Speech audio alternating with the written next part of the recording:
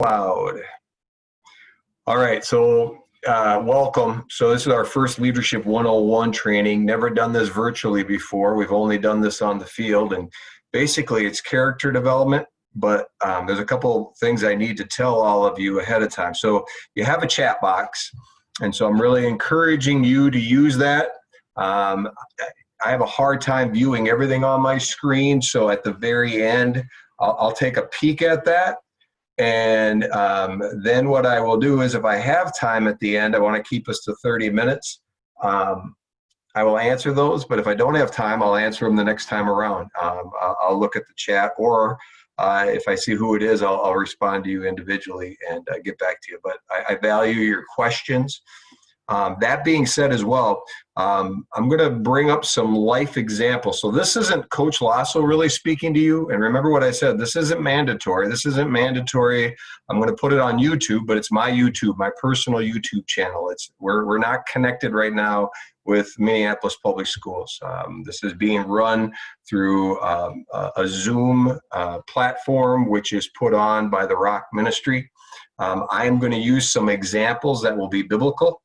Mostly Old Testament biblical. In that being said, I'm not telling you what to believe. I want you to focus on the core character traits that we're going to be talking to you about. At the same time, you're going to hear a little bit about who I am and how I learned these character traits. That's not telling you what to believe, but what that's going to do is it may expose some differences within us. What don't have to be different, though, is our character traits. I am trying to build within you the same tools that I personally use to go out and find your voice and then to better society. That could be on a racial injustice platform. That could be one day as you're parenting and fathering your own children. That could be at your job right now. There's a lot of different places you're going to have a voice, a lot of different places where you'll have a platform. Within that, there'll be some differences with the people that you work. There'll be some differences between us. There will be. There's going to be times where we won't agree in football with X's and O's, and there's going to be times that we're not going to agree in our personal beliefs and values in life, and that's okay. I said this with Abdi before. We were on a Zoom meeting last week, and I said, me and Abdi are miles apart spiritually, and some of the stories I share today, Abdi doesn't have to believe in. But I think what is true is the character trait that goes along with my story. I believe that Abdi possesses those character traits, and he's trying to develop those and trying to have those. So let it be clear, this is not me telling you what to believe. That's for you to research. If you want to know more about the Muslim faith, I'm the wrong guy to go to. Go to Abdi. You want to know more about the Christian faith? Come to me. You want to know more about the Buddhist faith? Go find a Buddhist. That's you research that yourself, but there's a strong component in your spiritual side that I think can help you with these character traits. So I'm saying that because if you're like, I don't even want to hear those stories, I don't want to hear how I'm different from Coach Lasso, I'd be disappointed. Because I'll be honest with you, when I sat down at my cabin last year on a retreat with Guled Saeed, and he shared with me all about the Muslim faith, I really enjoyed listening to Guled. I learned a lot from Guled. I learned that how to relate better with him. And I think I'm looking at Coach Bird here on my left, who's from Washburn. We have two major differences. Okay, I'll give you the two major. One, he's black, I'm white. That's obvious. In skin tone color, he's a Washburn coach. I'm a South coach. Coach, what are you inviting a Washburn coach for? Well, I'll tell you why. We're different. We are. But within the character values that we're going to teach you today, he possesses. He's a man of integrity. And those things are universal. He's just listening in just to get some nuggets. He's enhancing himself by trying to say, hey, what's one or two things I can pick up? Just like when I listen to Coach Bird, what are 1-2 things that I can pick up, or Coach Busta, who's online.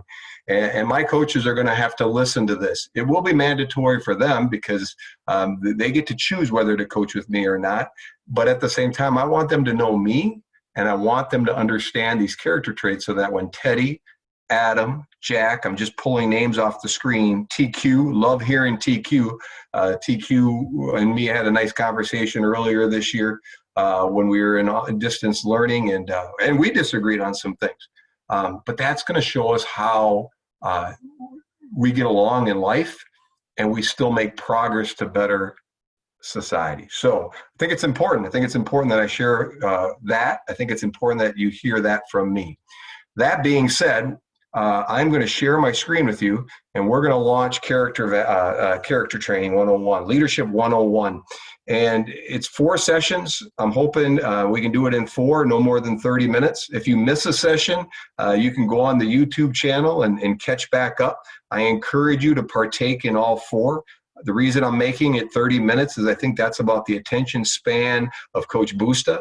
And so I'm just throwing you under the bus, Busta. I got to do that once in a while. But the bottom line is I think that's my attention span is about 30 minutes.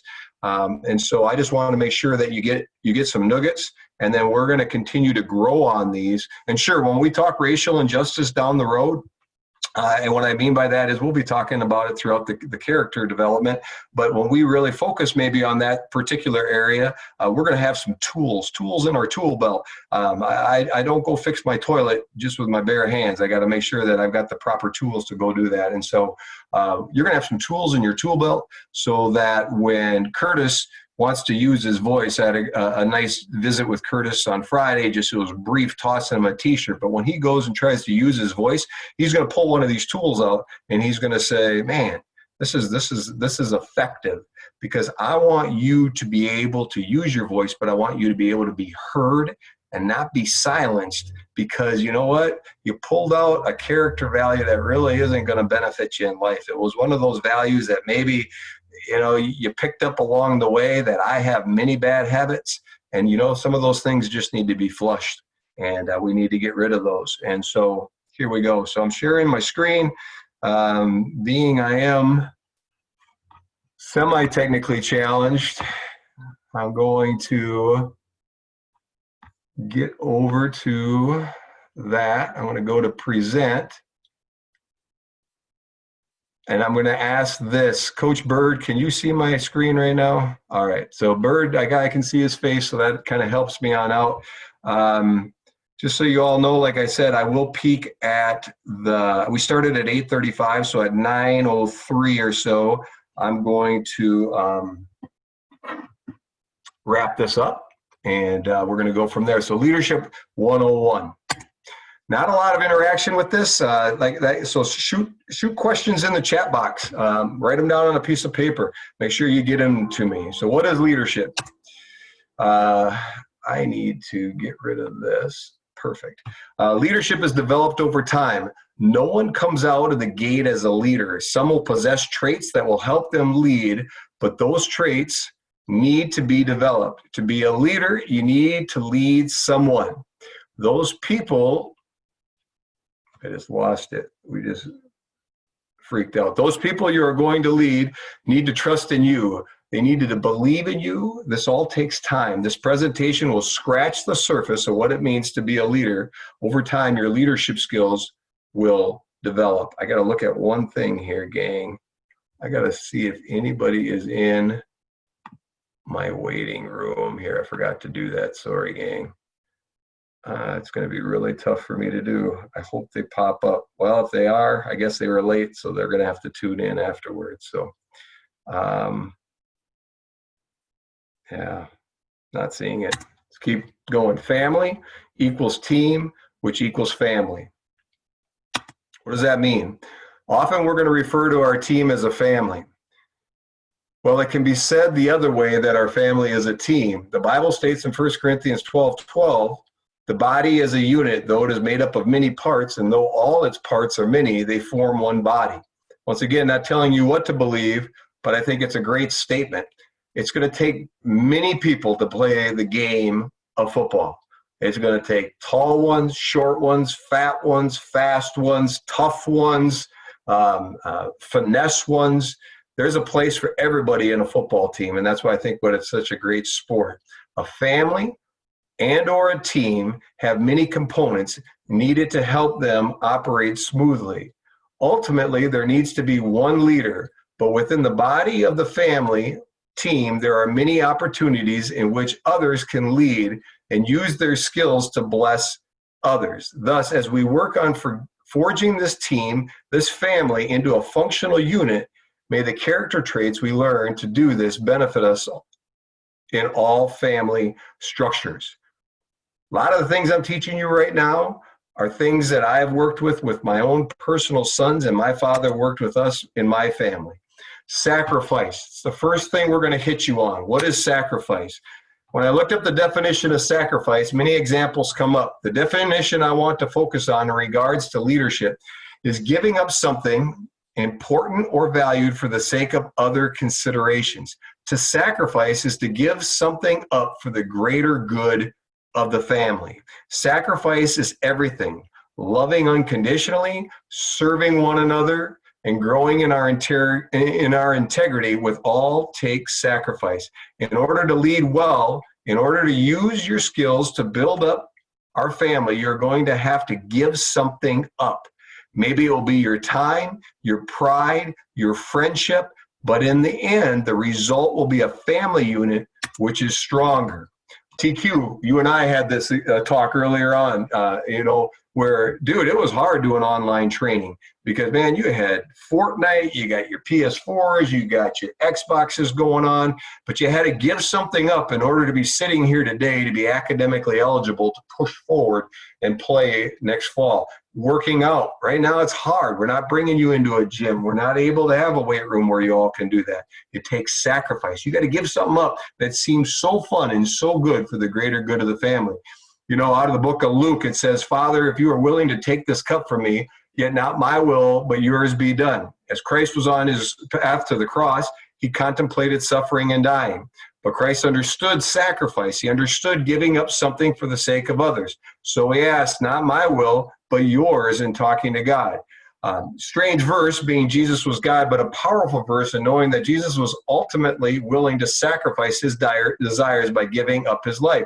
So if you're from my belief perspective, I believe in a God that gave something up for the greater good. He gave up his life for me. I just think it'd be pretty awesome, on a football field, if Abdi's my right guard and I'm his right tackle, and he's willing to lay it all on the line for me. He's willing to give up something for the greater good. Or right now, Abdi's putting in another 25 push-ups for the greater good of my team and myself.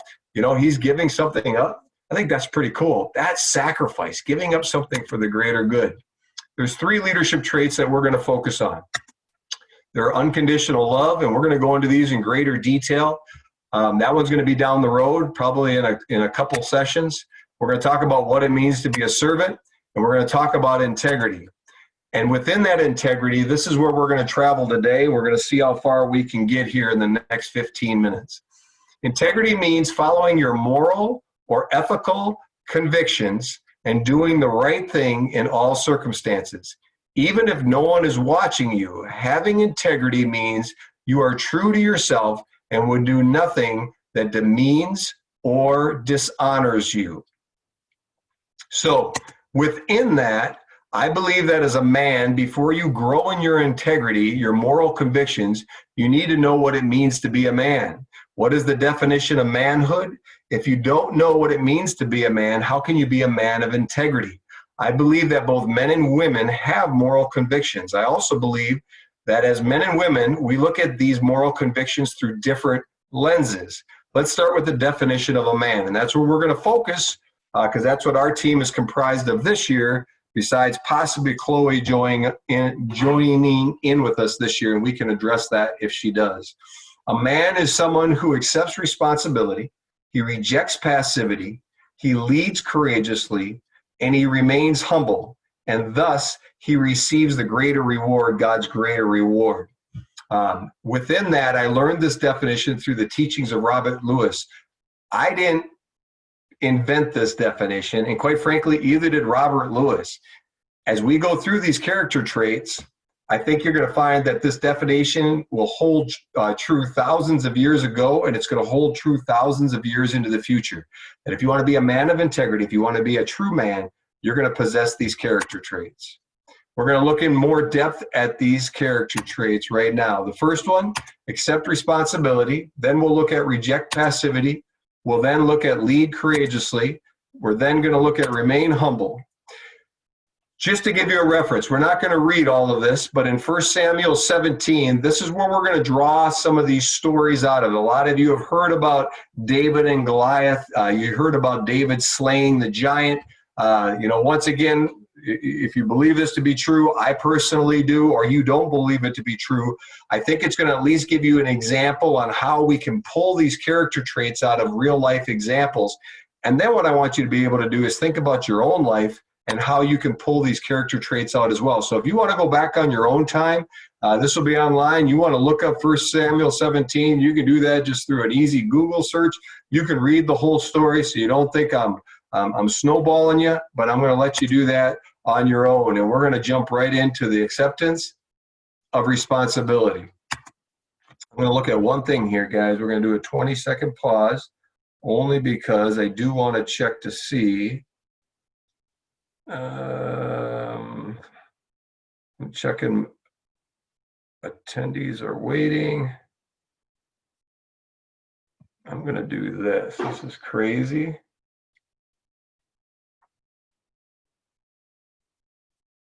And I think I just figured out how to get people in if I need to. Sorry about the delay, everybody. Welcome to Lasso's Technology Skills. All right. Accept responsibility. To embrace that which you should do and do it.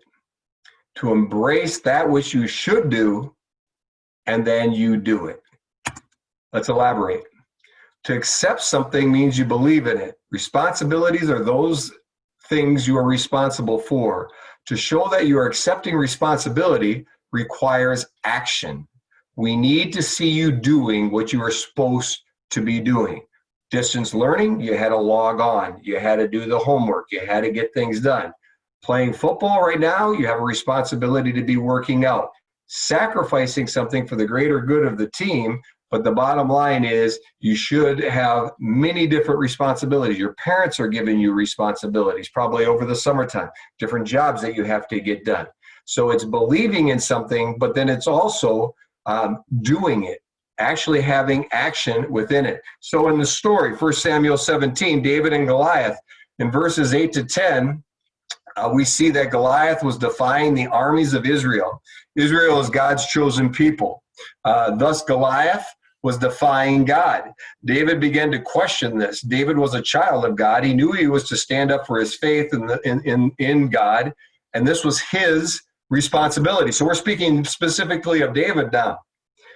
It was his responsibility to stand up for that which he believed in. Now, David was a young buck. This was not a seasoned warrior. This was somebody possibly even younger than all of you. So it's kind of like when you were probably playing football, maybe in 10U football, we put you out on a varsity football team at the high school level, and we basically say, hey, you got to go play ball. And this is who David was going to stand up against. But he understood his responsibility. He believed this to be true, acceptance, and thus acted out on this responsibility in fighting Goliath. He fought Goliath in verses 40 to 49. David defeats the giant. However, we must realize that doing that which we should do does not always end in an immediate result of a dead giant. It will result in the development of your character, and this will ultimately help yourself and others. I think that's important, folks, especially in light of what's going on in today's world. We're trying to change things towards a more just system in the area of racial injustice. But if we think we're going to throw the rock and we're going to hit the giant in the temple in that particular area in life, and the giant's going to fall, and tomorrow we're all going to wake up in a better place, a just place, a perfect place, you're a fool. The giant doesn't always fall.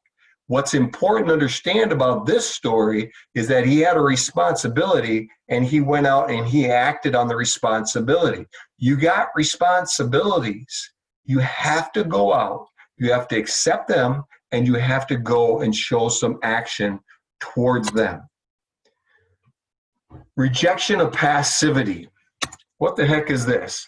It's to dismiss the acceptance of doing nothing. To reject means to dismiss as inadequate. Passivity is the acceptance of what happens. Now, I'm going to really twist your brains here, folks, so hang in there with me. Without active response or resistance.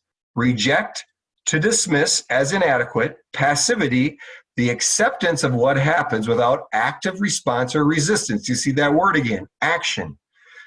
But these two words together, put these two words together, and you have the dismissal of the acceptance of doing nothing. Now, that twists your brain pretty darn hard, but what it's saying is you have to reject doing nothing.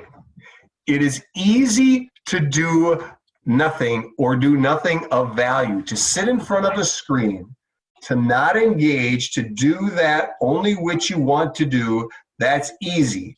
But where is the sacrifice? Where is the giving up of something for the greater good? When life is only about self, when life is only about the acceptance of what happens, and you have no response or resistance, nothing is gained. Men, leaders need to stand up and reject the nothing. In this said, David and Goliath. David came to feed his brothers. When he arrives, the army of Israel, they're being passive. They're cowering. The giant kept coming out. They were lining up for battle, but when the giant steps out and they cower, verse 28 states that Eliab, David's older brother, even rips on David for coming to the battlegrounds. Why didn't Eliab step up and fight the giant who was defying his God? Instead, he chose no response or resistance to the giant, and he just took on his younger brother. But not David. David continued to ask questions and finally went to battle against the giant, taking with him a staff, sling, 5 smooth stones, and his God, because he dismissed the acceptance of doing nothing, because he rejected passivity, did not guarantee David anything. But David grew immediately in his character. David more than likely empowered others standing around him. I can only imagine they said, if this young boy can fight the giant, so can we. You have to reject doing nothing. Remember, to do nothing gets you nothing. I can't emphasize enough to use your voice and use your voice appropriately when it is needed. You have to reject passivity. I'll give you a personal example of failure in this. I'm sitting in a local business about a little over a week ago.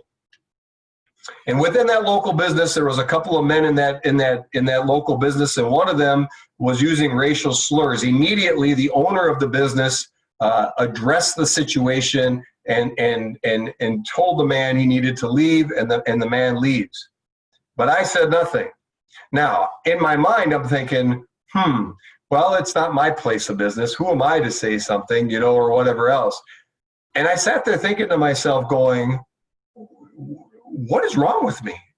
Why don't I speak up? And I want to remember these moments of failure so that in the future, that when I get the opportunity to not only, I even had somebody leading the way, but to be able to side saddle with somebody. And sure, afterwards, I had a great conversation with the owner of the business, and I was able to, support what they did, and I was in agreement. And I get it. There are times where, it's not always appropriate to speak right at the moment, but then there are times to speak at the moment and speak appropriately and go after things. You can't just sit back. Remember, to do nothing gets you nothing. Leading courageously. To do that which you fear, the power to do well when the air is turbulent and the going gets tough, the character to do well when things are tempting and painful. So this is one of the coolest things about leading courageously is you need the component of fear. If you're ever scared crapless, And you that happens all the time in a game of football. It should.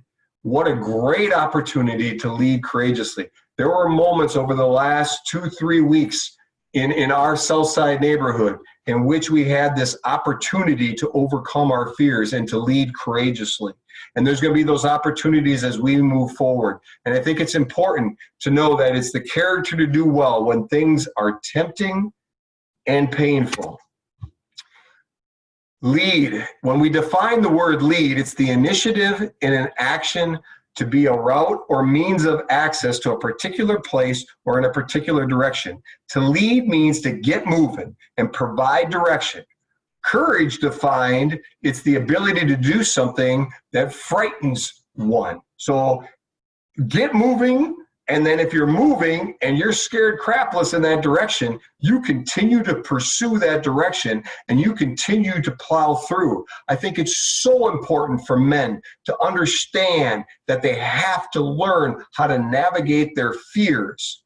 Because if all we do is if we remain passive within our fears, we end up with a society that we're living in today. Because I can't believe that we're in a society today that there's only a few people that feel that it's wrong. And so I think it's really, really important that we fight through this. And then when you think of a football field, man, when you're standing across, you're 160 and you're standing across from somebody 220 pounds, there's a temptation of fear and being overwhelmed. And that's when you need to plow forward. In order to be able to lead courageously, you got to have fear. We talked about that. This being said, all of us have the opportunity to lead courageously, even if we are only leading ourselves. Fear can come at many different levels. Remember, your fears are real. They may not be real for me, but they are real for you. As we push through our fears and act out against them, we grow stronger. In the process, we are an example to others to push through their fears. With a team, those fears may be similar. Thus, when one person pushes forward, it often inspires others to push forward. Leading courageously is contagious. I'm going to pause there. I'm going to stop sharing. I'm going to come back into all of you. Here's the scoop, gang. So I'm stopping on that screen there, and we're going to pick up from that screen. I'm going to check out the chat window just to see if anything was in there. There's not. Perfect. But we're going to end there and understand this, that when I talk about fears too, just because you're maybe on a team, you're part of a family, there are components in a family. When we were going through the protests, and then it turned to rioting and looting, and then our neighborhood was under fire, just blocks away from me. My wife and I had different fears, but because we're family, I embraced her fears and I needed to lead courageously through those fears. That's where I think it's so cool, where a Jack or a Curtis or a Sergio maybe won't have the same fears of a Sam, but they can embrace Sam, and as a family, we go through that. And we're going to talk more about what that means to lead courageously as we go and move forward in the future. I'm sitting about 1 minute to go to my 30-minute mark, so this is a great stopping point. I thank you all for tuning in. If you got a player that wants to see it or didn't get in, I encourage you to tell them to go on the YouTube channel. You just search my YouTube channel, and we go from there. We'll be doing this again next Monday night. Remember, we're virtual only until after July 6th, and then we'll figure out what's going on. But I thank you guys. And I ask you all to have a great night. Stay safe, stay well, and embrace some of these character traits and get out there and start to use them as we speak. So good night, gentlemen. Bye, Coach. See you, Ted. See you guys. Stop recording. Bye, Coach. See you later, Madrid. See you guys. I have no clue. Where am I recording? I'm going to stop recording here so I can talk to Coach Bird briefly. Do you want to stop